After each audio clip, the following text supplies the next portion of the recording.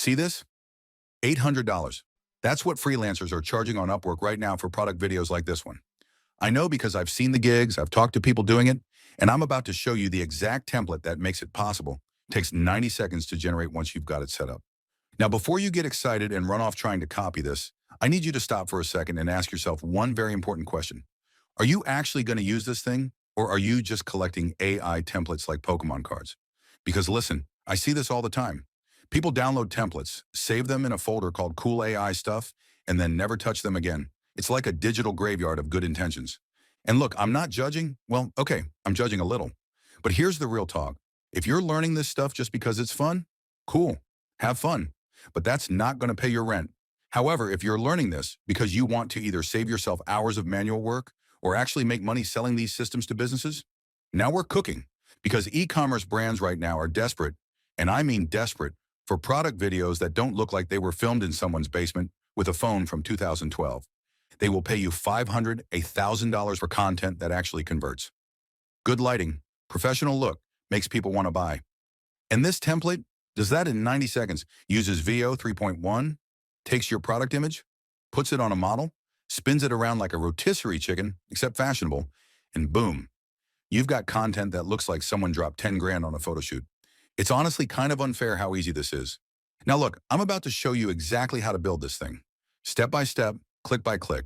And yeah, when we jump into the canvas, it's going to look a little intimidating at first. You're going to see nodes and connections, and your brain might go, nope, too technical, I'm out. But here's the thing, we're taking this slow, like teaching your parents how to use Netflix slow.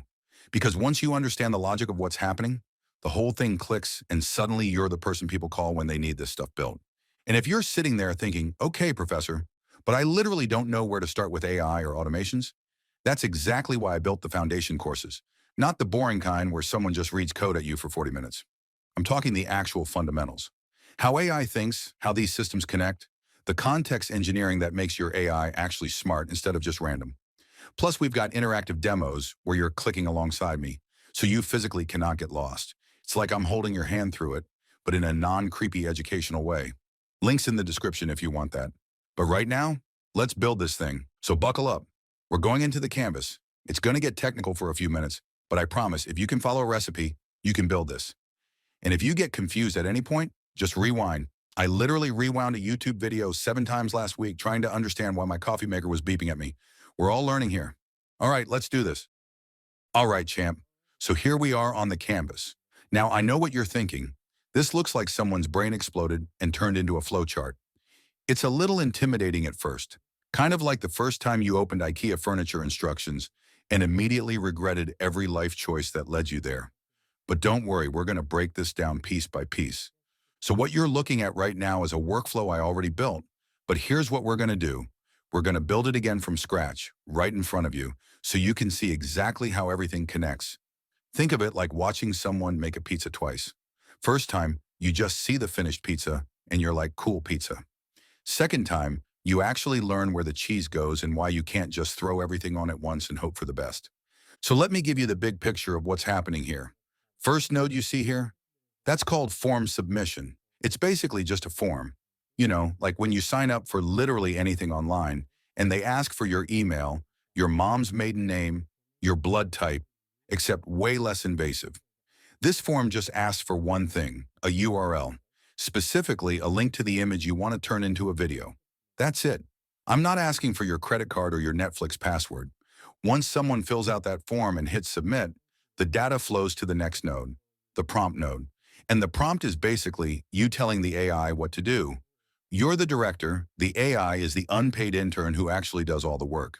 So you're going to tell it something like, generate a 360-degree product video, or make this model spin around showing the clothing.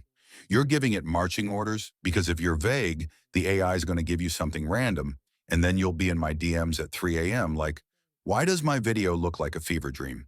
Now you might be wondering, why are we putting the prompt in a separate node instead of just typing it directly into the AI request later? Great question. It's because of something called flexibility. Let's say you build this once for clothing products, but next month you want to use it for shoes or furniture, or I don't know, artisanal candles. You just come back to this one node, change the prompt, and boom, the whole system adapts.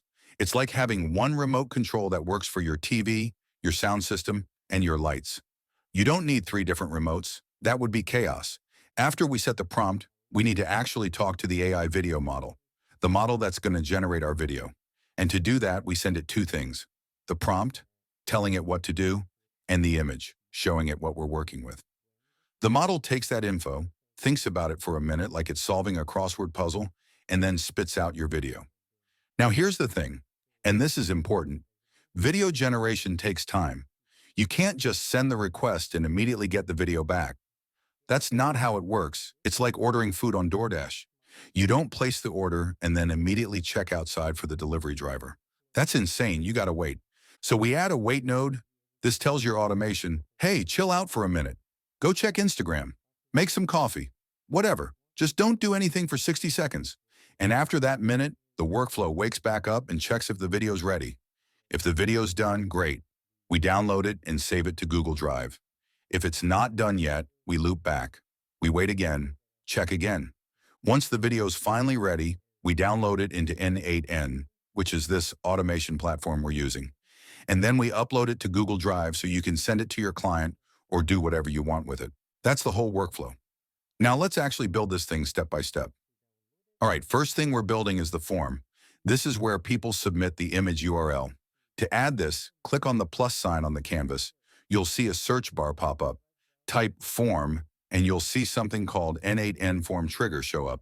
That's the one we need. Click it. Now, what is a form trigger? Basically, it's a node that sits there waiting for someone to fill out a form. Once they hit submit, it grabs all that data and kicks off your workflow. It's like a doorbell for your automation.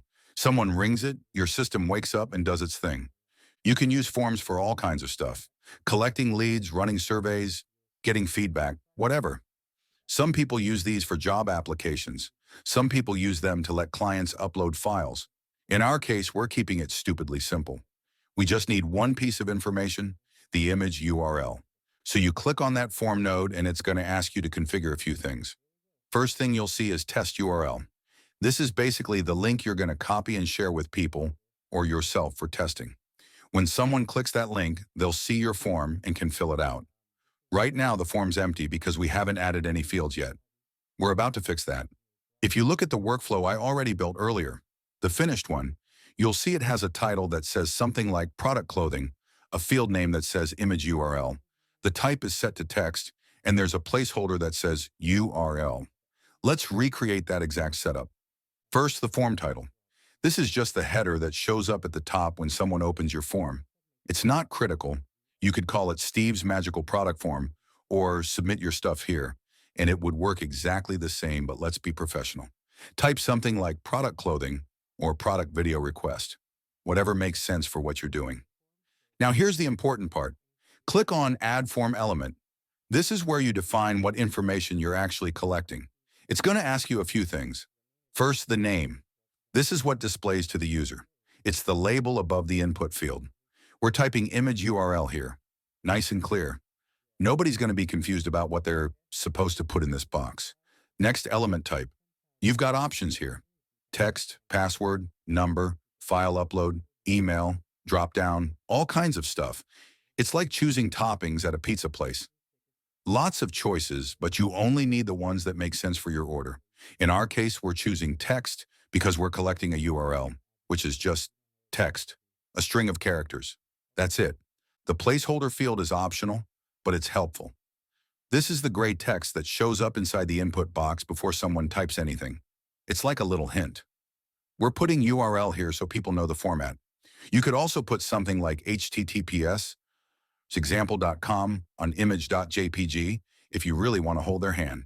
And see that required field toggle? If you turn that on, the form won't let people submit unless they fill in this field. It's like a bouncer at a club. Sorry, you can't come in unless you're on the list. In our case, we're leaving it off for now because we're nice. But in a real scenario with paying clients, you'd probably want that on. You don't want someone submitting a blank form and breaking your entire automation. That's how you end up troubleshooting at 2 a.m. in your pajamas, eating cereal straight from the box, questioning your life choices. All right, the form's set up. Cool, form's done. Next up, the prompt. Now we need to add the prompt. The prompt is basically your instruction manual for the AI. It's you telling it exactly what kind of video to generate, and we're putting it in a separate node for one simple reason: reusability. See, you could technically just write the prompt directly into the AI request node later. But then if you ever want to change it, you have to dig through a bunch of settings to find where you put it. That's annoying. It's like hiding your TV remote inside a couch cushion. Sure, it's there, but why make life harder? Instead, we're putting it in its own node called a set node. That way, if you ever want to tweak the prompt, maybe you're doing shoes instead of clothing, or you want the model to spin the other direction, you just come back here, change this one field, and you're done. Everything else stays the same. It's beautiful, it's efficient. It's what separates amateurs from people who actually know what they're doing. To add this, click the plus sign on the canvas. Search for Edit Fields. You'll see an option that says Edit Fields Set. That's the one, click it. Now click Add Field. The name is going to be Prompt. Lowercase, no spaces. And in the value field, we're going to paste our actual prompt. I'm just going to grab the one from the workflow I built earlier and paste it here. Because why type it again? We're automating stuff here, not entering a typing competition. Your prompt should be something like, generate a 360-degree product video for an e-commerce clothing store. The model performs a complete clockwise spinning motion to show the clothing from all angles. You get the idea. Be specific. The more detail you give the AI, the better your results. It's like ordering at Chipotle. If you just say burrito, you're going to get something random. If you say burrito with chicken, black beans, mild salsa, extra cheese, and no sour cream, you get exactly what you want. Okay, quick sidebar. You see this drop down next to the value field that says string? If you're sitting there like, what the hell is a string? Don't stress, a string is just text. Letters, words, sentences. That's it. If you see number, that's a number. Boolean is true or false. Array is a list of things. Object is a collection of related data, like an address with street, city, and zip code all bundled together. If this is making your brain hurt, I've got full interactive demos inside the community where I walk through every single data type in N8N. And trust me, once you understand this stuff, you level up hard. It's like going from playing checkers to chess. Suddenly you see patterns and possibilities you didn't even know existed. Links in the description if you want that. All right, prompts in. Now let's rename this node to set prompt, so future you knows what this does at a glance. Because 3 weeks from now, when you're tweaking this workflow, you're not going to remember that Edit Fields 1 is where you stored the prompt. That's just bad organization. It's like saving all your files as Untitled 1 and Untitled 2. Don't be that person. Cool. We've got our form. We've got our prompt. Now let's actually connect to the AI model and make this thing generate a video. Before we move forward, let me show you something important.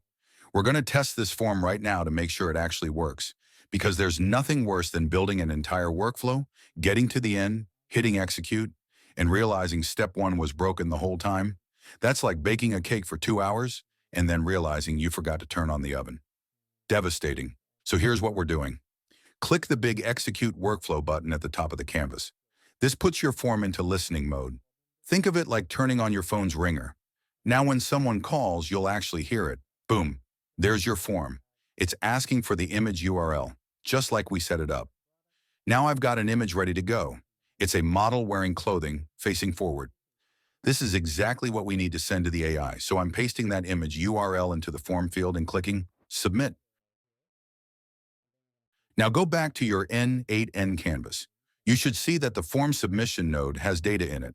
Click on it to open the output panel, and there it is, the exact URL you just submitted. That's your workflow receiving data. It's alive, it's listening, it worked. This is step 1, and it's done. Now let's actually send this to the AI. All right, this is where things get slightly more technical, but I promise it's not as scary as it looks. We're about to add an HTTP node, and if you just read that and thought, I don't know what that means, you're not alone. So let me explain. HTTP stands for Hypertext Transfer Protocol, which is just a fancy way of saying the language that websites and apps use to talk to each other. When you load Instagram on your phone is making HTTP requests to Instagram servers saying, hey, send me the latest posts. And Instagram servers respond with the data. That's HTTP. It's how the internet works. Now in N8N, the HTTP request node is basically your automation's way of talking to other platforms without you having to manually log in and click buttons. It's the messenger. You tell it, go talk to Google Sheets, or send this to Gmail, or ask this AI model to generate a video. And it handles all the technical handshake stuff behind the scenes. It's like having an assistant who makes phone calls for you so you don't have to deal with hold music. In our case, we're using the HTTP node to communicate with an AI video platform called KIE.ai. This is the platform that actually generates the video. We send them the image and the prompt, they process it, and they send back the video. Simple. Click the plus sign on the canvas and search for HTTP request. You'll see it pop up. Click it. Now here's where people usually panic. They see HTTP request and they think they need to know coding or understand APIs or have a computer science degree. You don't, because most platforms that let you use their services via API give you something called documentation. It's basically a guide that says, here's exactly what you need to send us and here's how to send it. I've got the KIE.ai documentation open right now. Let me show you. On the left side, you see a list of all the different AI models they offer: image generation, video generation, audio, all kinds of stuff. And by the way, they're cheap, way cheaper than most platforms. That's why we're using them. We're not trying to spend $50 per video when we can spend $5, you know? We're using their VO 3.1 model, which is specifically for video generation. Click on that in the docs. You'll see a page that says Generate VO 3.1 AI Video. This is our guide. On the right side of this documentation page, there's a big block of code. It looks intimidating. If you're looking at this thinking, I'm out, this is too much, hold on. You don't need to understand any of it, because they give you a shortcut called a curl command. Curl is basically a copy-paste tool. You copy this entire block of settings, paste it into N8N, and it autofills everything for you. You don't have to manually configure anything. It's like using spell check instead of memorizing a dictionary.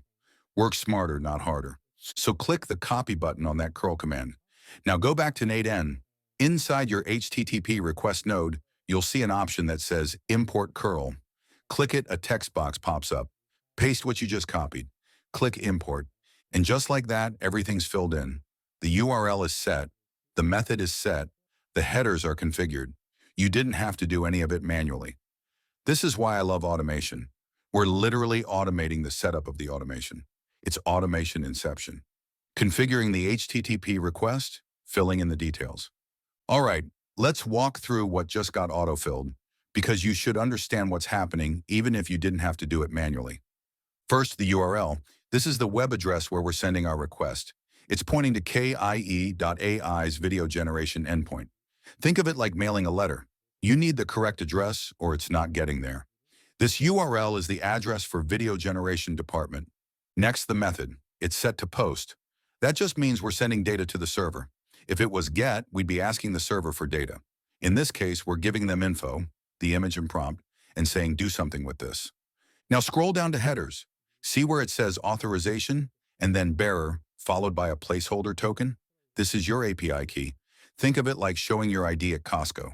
The bouncer checks your card, sees you're a member, and lets you in. Without that card, you're not getting past the door. Same thing here.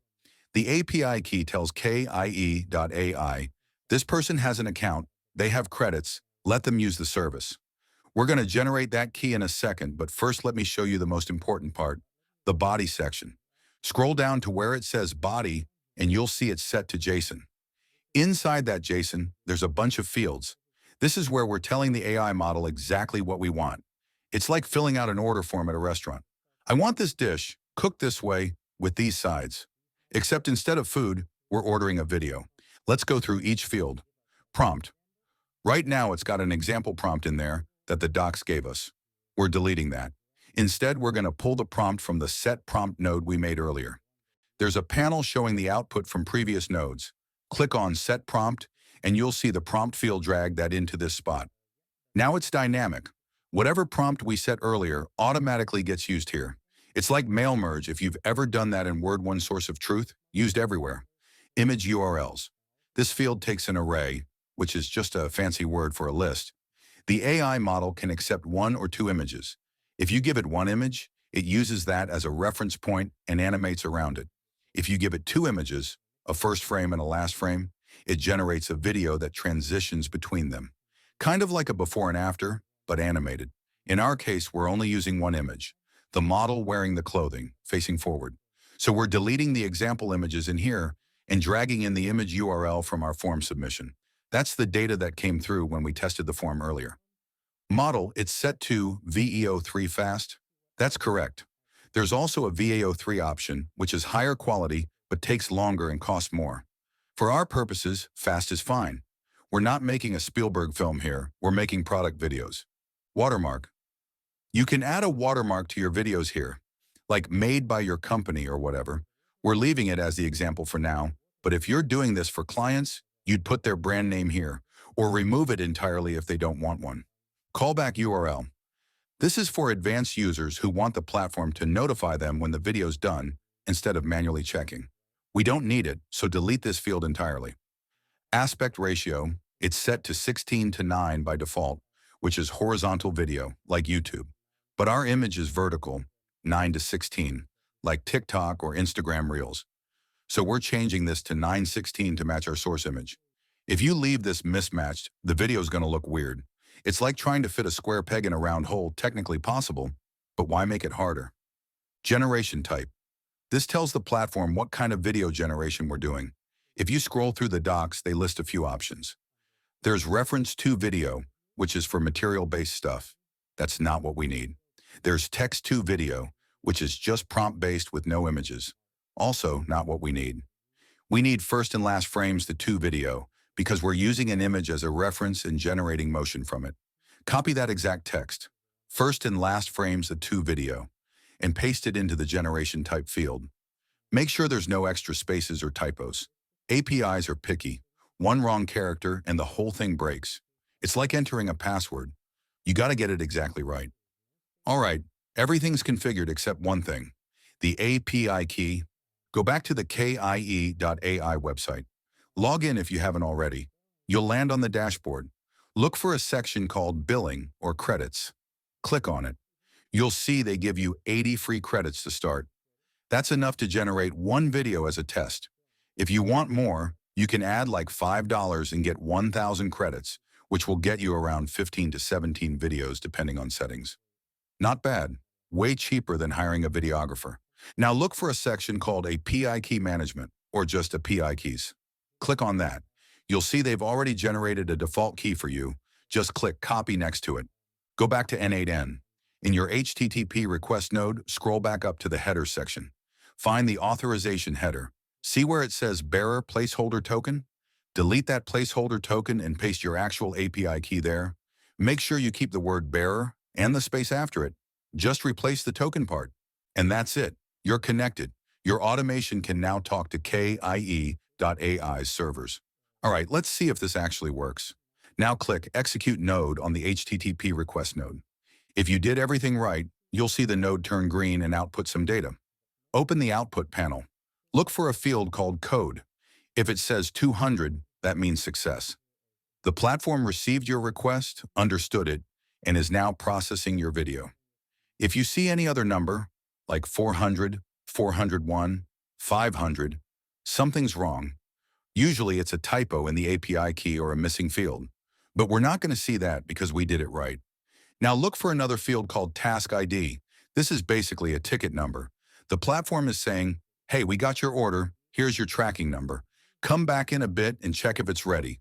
We're going to use this Task ID to check on the video status later. But here's the thing. Video generation isn't instant. It takes time. Could be 30 seconds, could be 2 minutes. Depends on how busy their servers are. We can't just immediately ask, is it done yet? That's like putting a pizza in the oven and checking 10 seconds later. It's not ready and opening the door just messes up the process. So we need to wait. And we're going to do that with a wait node. Click the plus sign on the canvas. Search for wait. Add it. Set it to wait for 1 minute. That's usually enough time for the AI to generate the video. If it's not done after a minute, we'll check again. But 1 minute is a good starting point. And that's it. That's the whole node. It just sits there.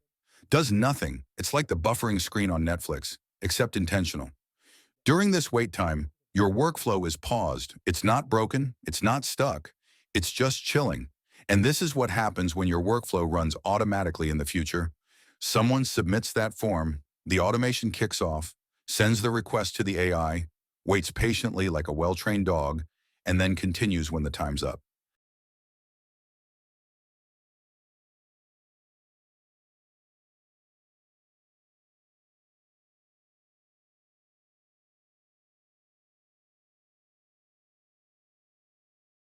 Now let's check if the video's ready. To check if the video's done, we need to make another request to kie.ai. A different request this time. We're not asking them to generate anything new. We're asking, hey, remember that video I requested? Is it ready? This requires another HTTP request node. Click the plus sign, search for HTTP request. Add it. Now go back to the kie.ai documentation.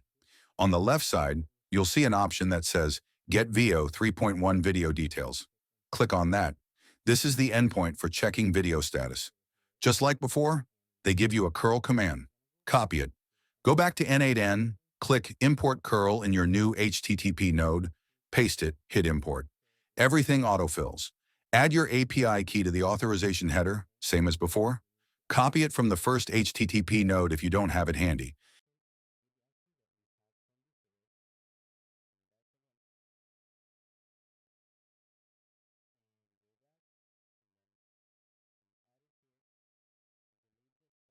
But there's one thing the curl didn't fill in for us, the task ID. We need to tell this request, which video are we checking on? Because the platform might be processing hundreds of videos at once. We need to specify ours. Go back to the docs. Under query parameters, it says we need to include task ID in our request. Okay, so how do we do that in N8N? In your HTTP request node, scroll down and toggle on query parameters. Click Add Parameter. In the name field, type task ID, exactly like that. Capital I APIs are case sensitive. If you type tasked or tasked, it won't work. It's got to be exact. Now for the value. That's the task ID we got from the first HTTP request, the one that generated the video. Go back to that node, open the output, and you'll see the tasked field, drag it into this value field. Now this request knows which specific video to check on. Perfect, everything's set. Let's execute the wait node one more time to simulate the timing, then execute this status check.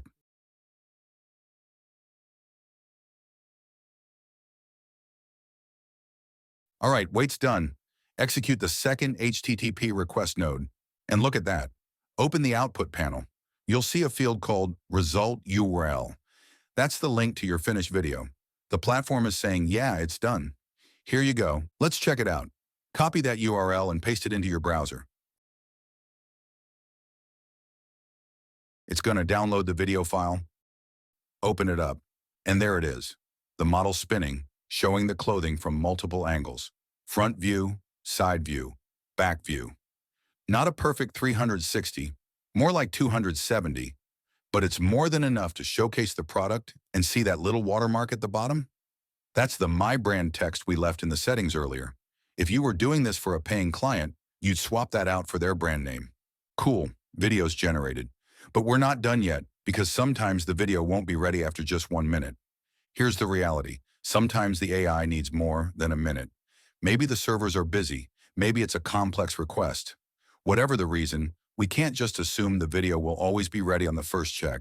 That's bad automation design. It's like assuming there's never traffic on your commute.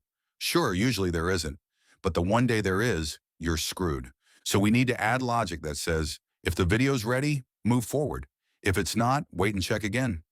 We're doing that with an if node. Click the plus sign, search for if, add it. The if node checks conditions. It's basically asking, is this thing true or false?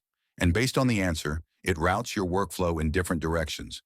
It's like a fork in the road, left or right, depending on the situation. We're going to check two things. First, did we get a successful response from the platform? That's indicated by a status code of 200. Second, does the response actually have video data in it? Because sometimes the platform responds successfully, but the video's not included yet. It's like calling a restaurant and them saying, yeah, we got your order, but the food's still cooking. Click Add Condition. In the first field, drag in the code field from your second HTTP request node. Set it to equal to and type 200. This checks if the platform responded successfully. Now click Add Condition again, but this time change the dropdown from OR to AND. We need both conditions to be true, not just one. For the second condition, drag in the response field from the HTTP node. Now this is an object data type. You can tell because of the little icon next to it. Objects are collections of data, like an address that has street, city, state, and zip all bundled together. If you don't fully understand data types yet, that's fine. I've got interactive demos in the community that break down every single one in detail. You'll literally click through examples and see how they work in action. It's way easier to learn by doing than by reading about it. Links in the description. Anyway, set this second condition to exists. We're checking if the response field has data in it. If it exists, that means the video's ready. If it doesn't exist, the video's still processing. All right, conditions are set. Let's execute the if node. You'll see two outputs, true and false. True means yes, both conditions are met, the video's ready. False means nope, not yet. Now here's the clever part. Connect the false output back to the wait node. This creates a loop. If the video's not ready, the workflow goes back to waiting, then checks again. It'll keep looping until the video's actually done. It's like asking, are we there yet? On a road trip. First time? No. Wait a bit. Ask again. Still no. Wait a bit. Ask again. Eventually yes. And then you move forward. When the if node finally returns true, that's when we proceed to the next step. Downloading the video. So the video's ready. We've got the URL. But to upload it to Google Drive, which is our final step, we first need to download it into N8N. Think of N8N as a temporary workspace. Right now, the video's sitting on KIE.AI's servers. We need to grab it, bring it into our workspace, and then push it to Google Drive. It's like moving furniture. You gotta pick it up from one place before you can put it down in another. Add another HTTP request node. Click the plus sign, search for HTTP request, add it. This time we're not sending any data. We're just downloading a file. So it's simpler. Drag the result URL field from your second HTTP node into the URL field here. That's the link to your video. Execute the node. So give it a moment. All right, it's done. Open the output panel. See that? The video file is now in your N8N canvas. If you click View, you can actually watch it right here in the interface. Same video we checked earlier. Now let's send it to Google Drive. Click the plus sign, search for Google Drive.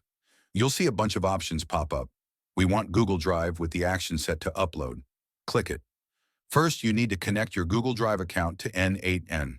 Click the little plus sign next to credential, and it'll walk you through an OAuth flow. You'll log in with your Google account, give N8N permission to access your drive, and then you're connected. This is standard stuff. Same process as connecting Spotify to your Alexa or whatever. Once that's done, you'll see a few fields to fill in. File name. This is what the video will be called when it lands in your drive. You can hard-code a name like product_video.mp4, or you can use an expression to make it dynamic. I've got a little expression here that uses something called the run index, which is basically a counter of how many times this workflow has run, and adds 1 to it.